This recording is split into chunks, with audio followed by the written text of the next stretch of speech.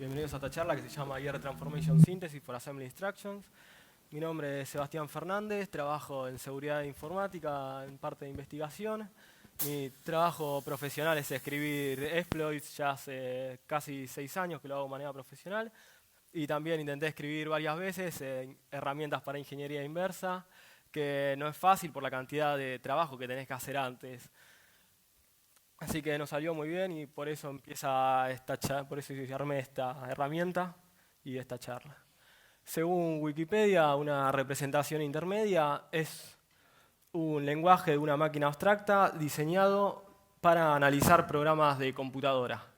Está bien, pero yo igual prefería agregar otra descripción, que para mí, que trabajo en ingeniería inversa, la representación intermedia es un grupo de semánticas que, combinadas juntas, me permiten describir las instrucciones de assembler.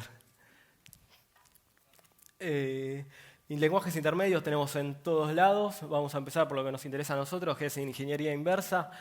Tenemos Rail, que usa BinNavi, que es una herramienta que diseñaron los chicos de Cynamics y ahora trabajan para Google, que lo usan para analizar malware, para disfiar binarios. Se usa para un montón de cosas y es re cómodo usar gráfica. Después tenemos Bill, que es de la última camada de tools, última, va a ser 2-3 años, de Binary Analysis Platform, que es un fork de BitBlaze.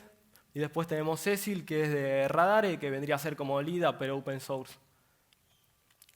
Después, herramientas que usamos cotidianamente también usan lenguajes intermedios. Valgrind tiene un lenguaje intermedio Vex, que lo que hace es transformar del assembler a ese lenguaje intermedio, lo modifica y después lo vuelve a transformar en assembler.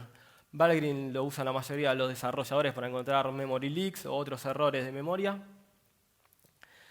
Y sería muy complicado trabajar en instrucción por instrucción en cada assembler, por eso se usa el lenguaje intermedio. Y después tenemos Qemu, que es un emulador, que también lo usan la mayoría, imagino, o alguna vez lo usaron, que lo que hace, en vez de pasar de ARM a x86 directamente, lo que hace pasa de ARM a un lenguaje intermedio, ese lenguaje intermedio transforma a x86 de esta forma. Es una traducción directamente binaria y se puede ejecutar a buena velocidad. Y por último, los compiladores, la mayoría son lenguajes intermedios. El LLVM se hizo famoso porque te permitía a vos, con este lenguaje intermedio que definió el LLVM, si lo tirabas al LLVM, te hacía todas las optimizaciones y te devolvía ya un programa compilado. Después GCC usa varios lenguajes intermedios en las distintas etapas de la compilación. No se trabaja siempre con el abstract syntax tree de C++. Se va bajando de nivel. Se empieza con un lenguaje intermedio de alto nivel y se va bajando hasta un lenguaje intermedio de muy bajo nivel que después se compila assembler. Bueno, ¿por qué? Básicamente se empezaron a usar lenguajes intermedios porque, como les comentaba, en el caso de Qemu es muy complicado hacer una tool que funcione para todas las distintas arquitecturas o instrucciones de assembler que existen. Es muy difícil razonar idealmente en todos los opcodes. Tenemos que tener en cuenta que arquitecturas SIX tienen miles de opcodes, varios miles, con distinta combinación de argumentos. Y como explicaba el miércoles August Yanis, ARM, que es una arquitectura RISC que supuestamente es reducida, tiene ya más de 900 opcodes también. Y después otra cosa buena es que define directamente la semántica. Nosotros no tenés que saber sintácticamente lo que es un population count. Directamente vos le ves el lenguaje intermedio y te fijas, bueno, está sumando todos los bits que están seteados en un registro. No tenés que entenderlo. Y para meternos un poco más todavía, ¿qué es una transformación del lenguaje de assembler al lenguaje intermedio? Es un algoritmo para construir un grupo de sentencias usando instrucciones o expresiones que combinadas van a tener semánticas equivalentes a la instrucción. Acá un ejemplo básico de lo que es una transformación. Esto lo saqué de la página de OpenRail, que que usa Rail, como le explicaba al principio, de Bitnavi, usa el mismo lenguaje intermedio, pero lo hicieron open source antes que Bitnavi lo hagan open source ahora. Es un ret, es una instrucción de las más básicas, retorna al último valor que hay en la stack, y ya vemos que algo tan simple ya está introduciendo una variable temporal, que es B01 ahí. Y ahora no hace falta que lo lean, es solamente para mostrar lo grosero de lo que es transformar de assembler a un lenguaje intermedio. Esta es la función test, que actualiza completamente todas las flags que hay en el registro, que hay en el CPU. Esto es de x86 también. Bueno, ¿por qué automático? Le contaba, es muy engorroso. Hacer todas estas traducciones a mano. Estos son los libros de Intel, para los que no lo conocen. Antes te los mandaban gratis a tu casa y muchos los tenemos en casa. Creo que 3 de estos 5 tomos son los que describen las distintas instrucciones. Así que les decía, es escribir las transformaciones como les mostraba antes con el test, con el operando de test. No solo es aburrido, sino que también podemos introducir errores de cansancio o de repetir cosas, porque podemos creer que una instrucción que realmente no está actualizando una flag, creemos que sí la está actualizando. Un caso común es de la instrucción sub o la instrucción dec en x86. Por ejemplo, si hacen sub reg 1 o dec reg, no hacen completamente lo mismo, están actualizando distintas flags. Entonces, cuando están haciendo las traducciones pueden creer que es así, pero no. Y después lo otro por lo que empecé esta herramienta, que ya tenía la idea hace varios años, un montón de años, y nunca la había implementado. Es que, bueno, aprendí un montón de cosas trabajando en esta herramienta. Y además siempre está bueno cuando las cosas se hacen automáticamente y no tenés que estar haciendo la mano, aunque vos tengas que escribir toda la herramienta para hacer esto, pero bueno. Bueno, el objetivo que teníamos era automatizar el proceso lo más posible, que no requiera mucha información del procesador o la arquitectura, y tratar de validar los resultados. No los podemos verificar porque si tuviéramos realmente la forma de verificarlo no estaríamos haciendo esto, pero intentar validarlo por lo menos. Lo que vamos a necesitar es la definición de la arquitectura que queremos transformar automáticamente. Ahora, esto es una numeración nada más, pero le voy a comentar ahora. Pues un agente que se pueda ejecutar en el procesador ese, porque nos vamos a basar en observar al procesador cómo se comporta con las distintas instrucciones. Una lista de valores interesantes que vamos a usar que vamos a aplicarle al procesador para ver cómo se comporta. Después un emulador del lenguaje intermedio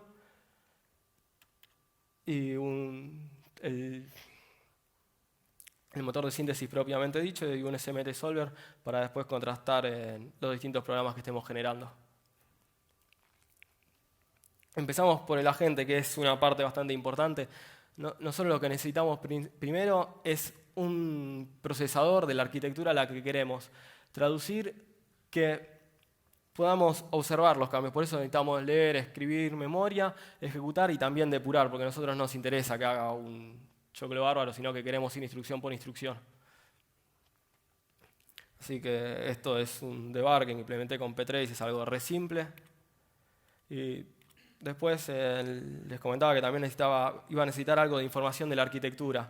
Voy a usar un archivo de definición que voy a tener los registros con su tamaño de bits, y el caso más común para lo que se usan, tenemos el más importante en verdad es el instruction pointer, porque sabemos realmente si hay un salto o no. Después el resto es para ayudarnos un poco en la síntesis, pero no es tan importante. Y después tenemos sus registros. Muchas veces cuando se van extendiendo las arquitecturas se van agregando registros que extienden los anteriores. Por ejemplo, cuando se pasó de 80 a 86 en el x86, se agregó el registro EAX que extendía AX, que al mismo tiempo extiende AH y AL. Y después el Endian bueno, la mayoría de las arquitecturas trabajan con Little Endian, pero es algo más nuevo, hay muchas que trabajan con los dos Endianes, pero igual lo agregué por las dudas. Después también vamos a necesitar un assembler y disassembler, esto para asociar sintácticamente las semánticas con lo que estamos viendo. Existen un montón de assemblers y disassemblers. Yo para este proyecto usé Capstone para desensamblar y LLVM para ensamblar. Y después la representación intermedia, como les comentaba, existen decenas, pero como iba a hacer el emulador y todo, agarré y definí un lenguaje intermedio que es bastante similar a todos los que ya existen, pero igual preferí definir uno. Tiene distintas operaciones, tiene las aritméticas, las lógicas. Las aritméticas también son tipadas, porque para que podamos soportar en aritmética de punto flotante, que eso no lo tiene casi ningún lenguaje intermedio. Se representa en IE754, que es un estándar, donde está, no sé, tal bit es el signo, tal bit es el exponente y tal bit es la mantisa, pero es importante. Bueno, están todas esas operaciones, algunos más. El syntax sugar es para, por ejemplo, para extraer bits, en vez de hacer un AND y un shift, directamente ya me agrego un extract bit, lo mismo para concatenar. Bueno, el emulador es sencillo, entro con un árbol de expresiones y un estado y me va a volver un valor. Es algo sencillo cómo funcionan los emuladores, en verdad. Y bueno, las distintas etapas de la síntesis automática. Vamos a empezar tratando de encontrar las dependencias, después generando test case que me ayuden a la síntesis y por último la verificación. Bueno, esto para algunos capaz les parece que no era así, pero encontrar las dependencias de las instrucciones, de qué modifica cada instrucción, no es tan sencillo. Hay muchas veces que tienen argumentos implícitos que no están descritos en la instrucción. Vos lees la instrucción y decís, qué bueno, test, está bien, seguramente hace algo con EAX, pero no sabés qué es lo que está actualizando atrás. Entonces acá puse los 3 ejemplos. Por ejemplo, la función STOS usa EDSI, actualiza la memoria de EDSI. Uy, me parece que la erré, pero... y también actualiza los registros. Después todas las instrucciones de stack usan el stack pointer implícitamente, se da por entendido. Y la mayoría de instrucciones aritméticas van a actualizar las flags, carry, overflow, esas cosas.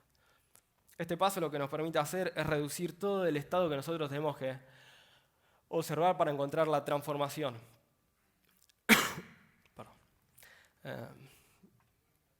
Así que es uno de los pasos más importantes, lo que sacamos de acá básicamente con lo que vamos a trabajar en el resto de las etapas. Como siempre es imposible comprobar todos los estados del CPU, por eso estamos trabajando con una aproximación. Si alguien corrió memtest alguna vez en la computadora, van a ver que tarda varios minutos el memtest completo, ¿no? El que prueba con distintos patrones de memoria para ver si está fallada la memoria. Así que lo que hacemos es predefinir un set de inputs interesantes para maximizar la cantidad de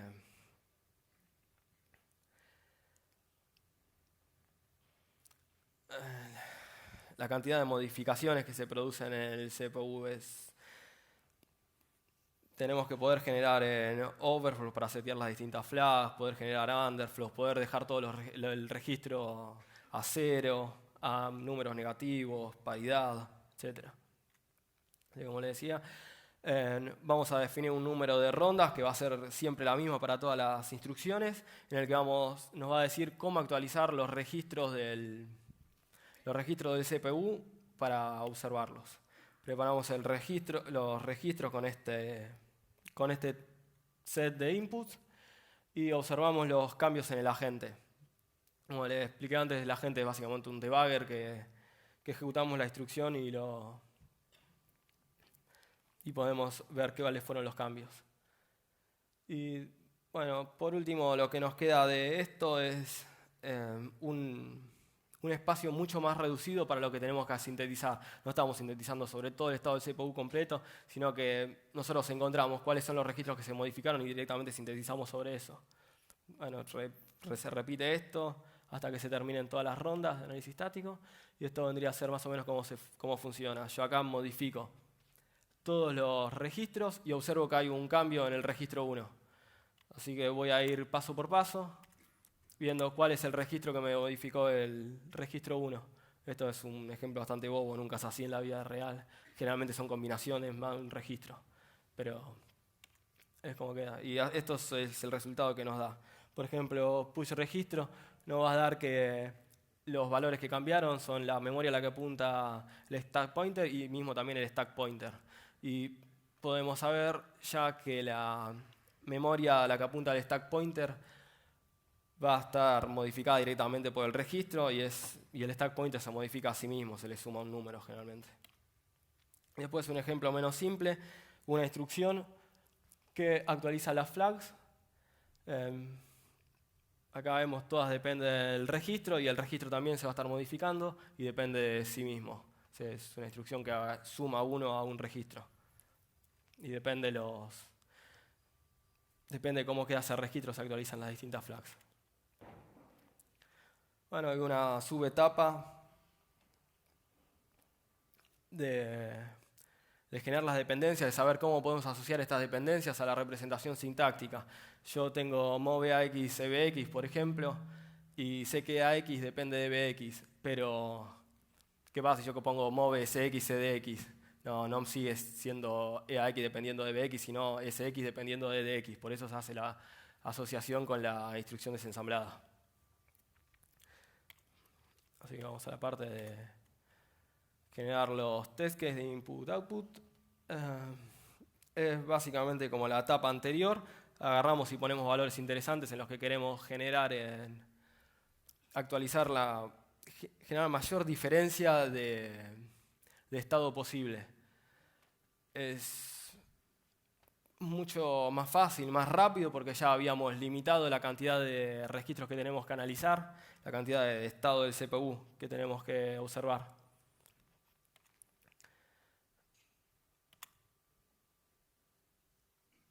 Y bueno, les decía, tenemos que maximizar la cantidad de cambios, tenemos que tener en cuenta un montón de cosas, no solo de que se pueden mover los registros, sino que podemos estar generando overflows aritméticas, dejando registros en cero, en registros también, en operaciones que también sean inválidas. Floating point, por ejemplo, tiene muchos valores que son infinitos o son inválidos directamente.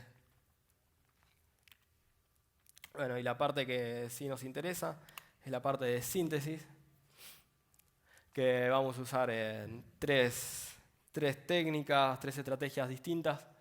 La primera la leí en un paper que era, no me acuerdo el nombre del paper ahora, hasta el final, pero redefiní un template. La segunda es la búsqueda estocástica, que también la saqué del paper de superoptimización con técnicas estocásticas. Y la última es una mezcla de las dos anteriores.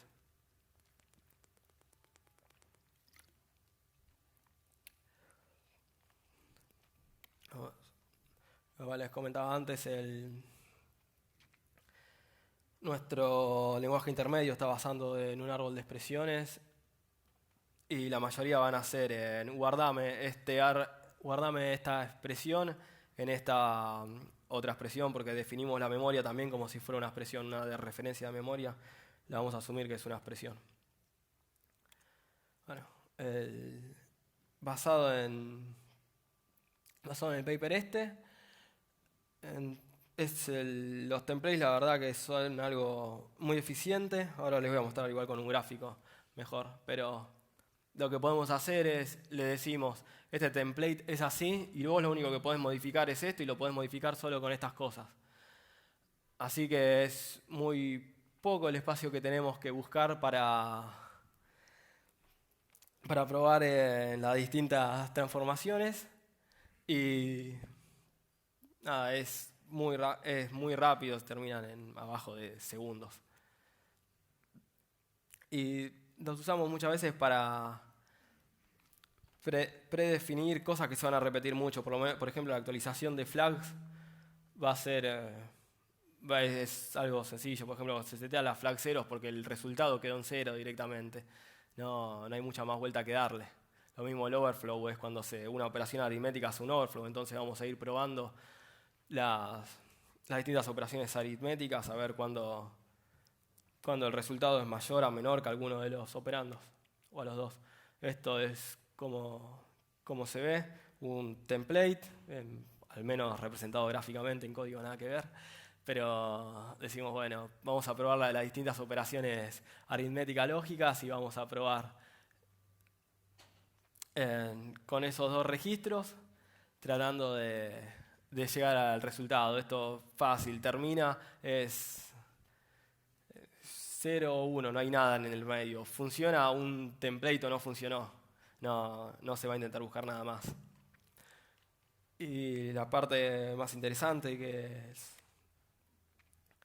la búsqueda estocástica. Acá empezamos con nada y tenemos que intentar sacar un programa que nos haga la transformación.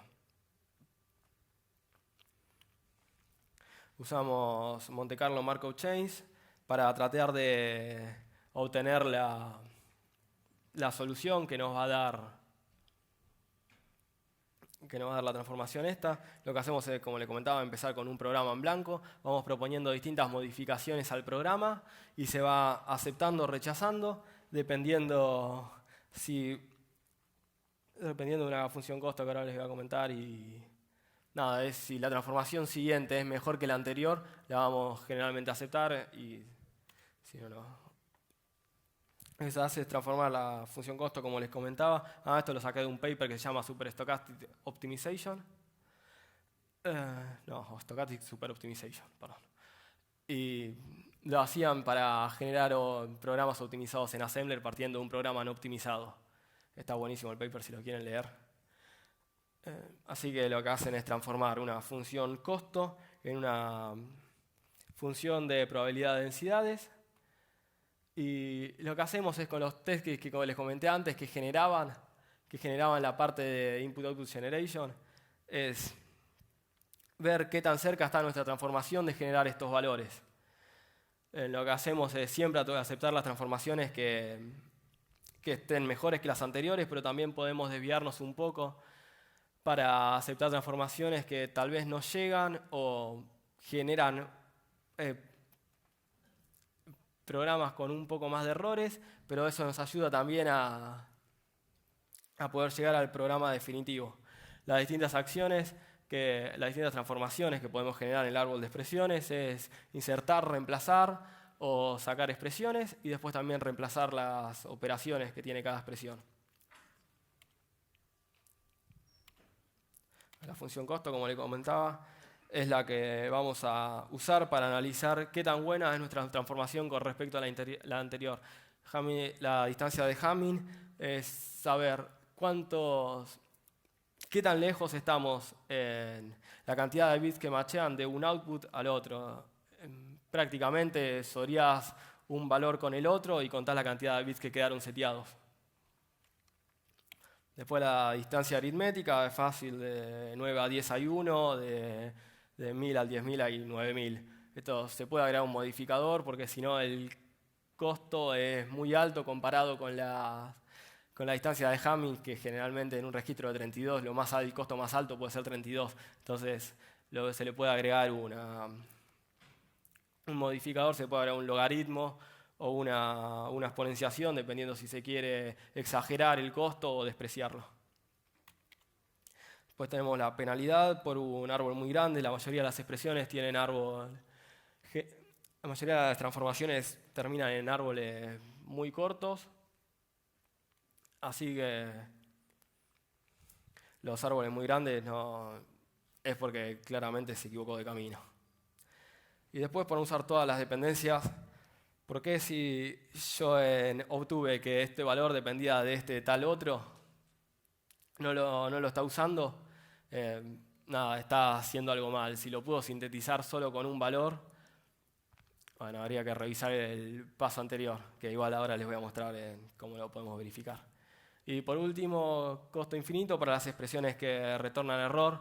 Yo no lo había considerado esto y cuando me lo puse a implementar, sí, es verdad, hay cosas que generan división por cero, o el operando modulus también.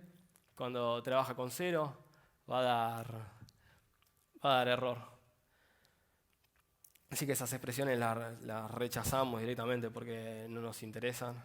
Si partimos del punto de que la expresión da errores, está todo mal. Bueno, un ejemplo de lo que sería una búsqueda estocástica, de vuelta, estos ejemplos son rebobos. Generalmente pasan un montón de cosas en el medio hasta que se llega a esto. Lo que nosotros estamos intentando obtener acá es una multiplicación de 64 bits, por ejemplo.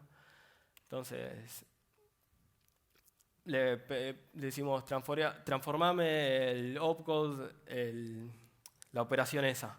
Bueno, la pasamos de unado a mul y bajamos un montón el costo. Ya tenemos los primeros 32 bits, están bien. Entonces le decimos, bueno, está bien, me quedo con esta nueva expresión. Le digo, bueno, dame otra y decide cambiarme el tipo de la operación a 64 bits. Ahí el costo ya quedó en cero porque ya esta expresión me quedó que es válida para todos los TX que yo generé. Así que voy a aceptar esta expresión. Obviamente, le digo, esto es un ejemplo bobo, generalmente hay cientos o miles de iteraciones hasta que se llega al valor, hasta que se llega al árbol que nosotros queríamos encontrar. Bueno, y como última estrategia, tenemos una búsqueda mezclada de las dos anteriores, que trabaja bien con instrucciones de vectorización, que son las instrucciones que hacen muchas operaciones en paralelo. Generalmente trabajan con registros grandes, son registros que la última extensión de x86 me parece que es de 512 bits. Lo que hacemos es partir de un template al que le vamos a dar libertad al buscador estocástico para que me lo complete. Es básicamente esto. Por ejemplo,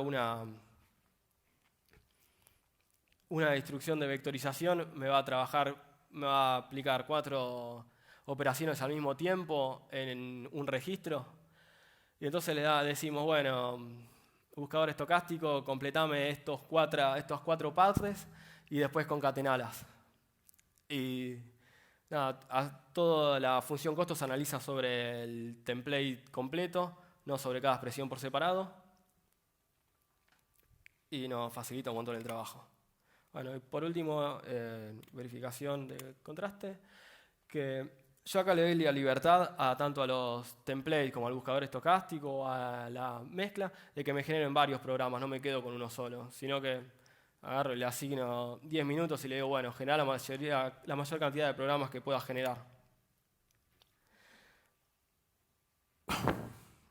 Y estas expresiones yo las puedo traducir a fórmulas de SMT, que se usan mucho en verificación de programas. Las lógicas que voy a usar es la lógica de bit vector y la de IE754 de floating point. La mayoría ahora están agregando para transformar directamente de un bit vector a IE754 y trabajar directamente con punto flotante después. Y esta parte de lo que hacemos con las fórmulas, una vez que ya generamos, pasamos de todas las expresiones a las fórmulas, se las tiramos al SMT y le decimos, decime si este programa es equivalente a este. No hace falta que sean iguales, ahora después les voy a mostrar un ejemplo, pero sí que sean equivalentes. Significa que para todos los inputs me devuelvan los mismos outputs. Y si encontrás que dos programas no son equivalentes, me des un input para que los cuales esos dos programas no sean iguales. Con ese nuevo input, voy a la gente, lo ejecuto y me fijo cuál es el resultado. Así voy descartando un programa o el otro, o descarto los dos y tengo que volver a la etapa de síntesis agregando este nuevo test case. Esto es como se vería una fórmula de SMT sencilla. Generalmente son enormes cuando generas árboles de expresiones bastante grandes, pero en este caso son equivalentes. Ahora les voy a mostrar por qué. Pero le pido, decime si no son iguales, y si no son iguales, decime por qué no son iguales. Dame un input para el cual no sean iguales. Y ahora ya descartamos todo, nos tienen que haber quedado solo expresiones que sean equivalentes y vamos a elegir cuál es la más corta. En este caso, como les explicaba antes, estas tres expresiones son equivalentes. La primera, el árbol es de tamaño 3, en la segunda de 2 y en el tercero de 4. Capaz no se entiende bien, pero en verdad en la del medio, el sub y el int32 bien, son de la operación aritmética, no es un nodo más.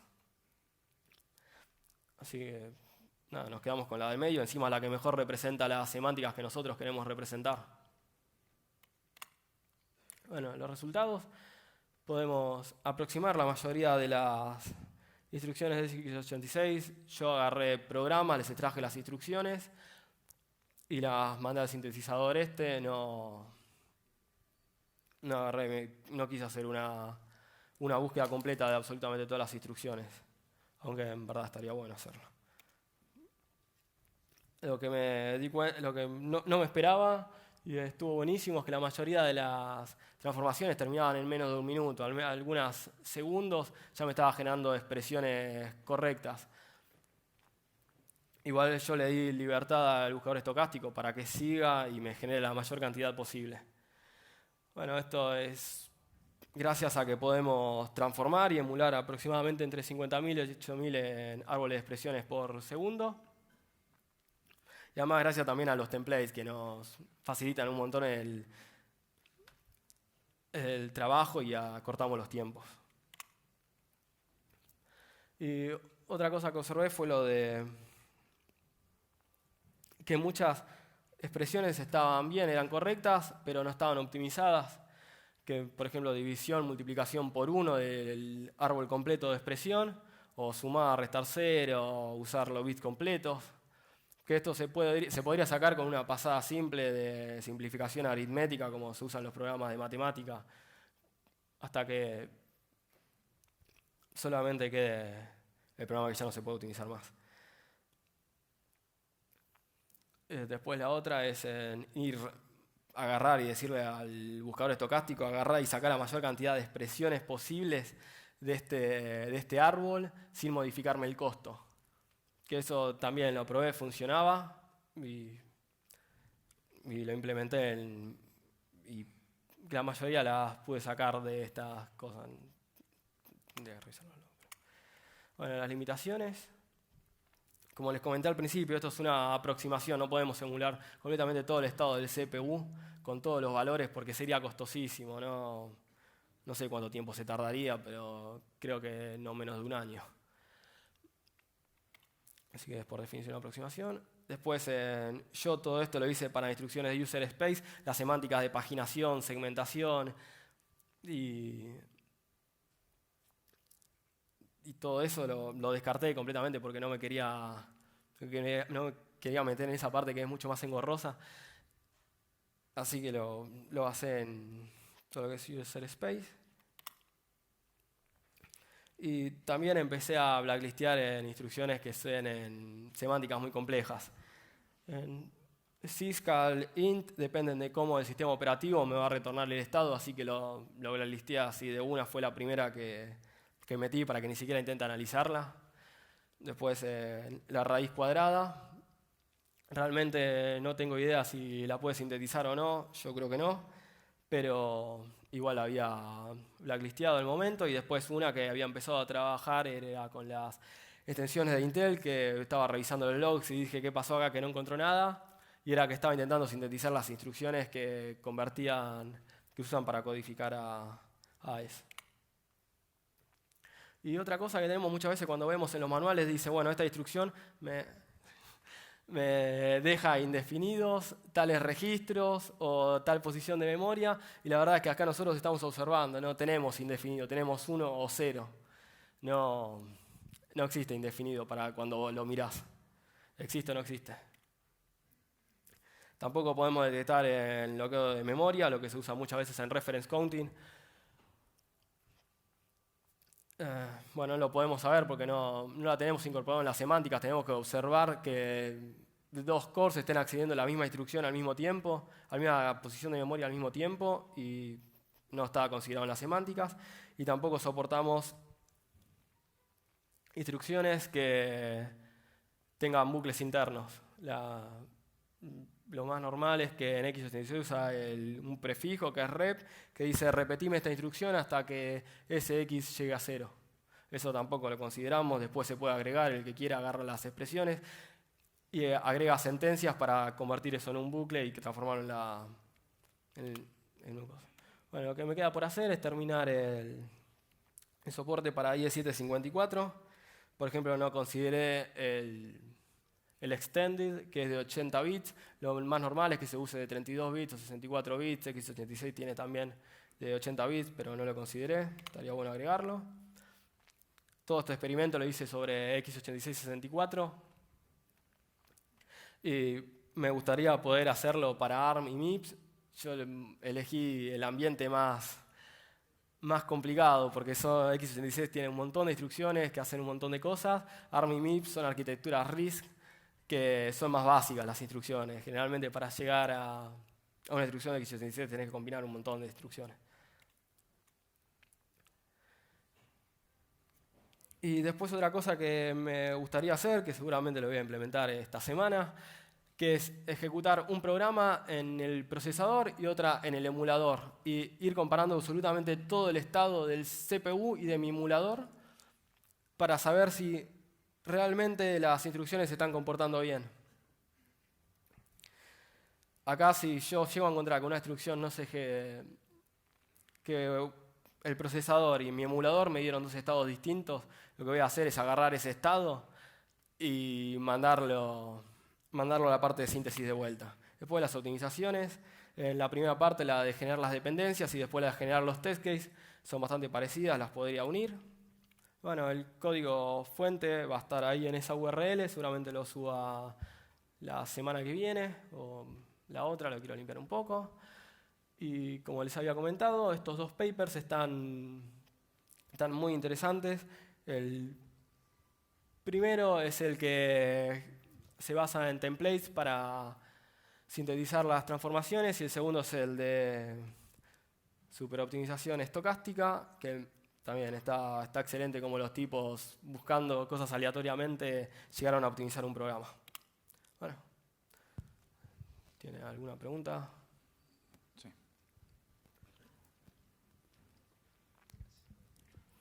Buenas. Dos consultitas te hago. Una era preguntarte qué SMT Solver usaste para que tuviera soporte de punto flotante. Usé Z3. Ya tiene soporte de punto flotante, lo agregaron el año pasado, todavía no está en el branch estable, pero está. Genial.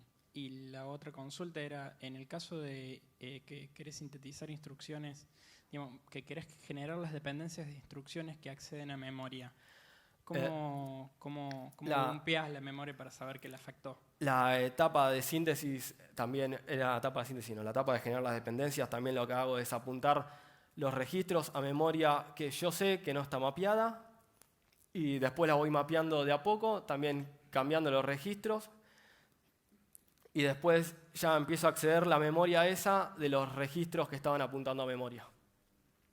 Okay. Gracias. ¿Quedó bien? Sí, Gracias, sí, Pablo. está entendido. ¿Alguna otra pregunta? Bueno, muchas gracias, Eva. ¿No? Ya.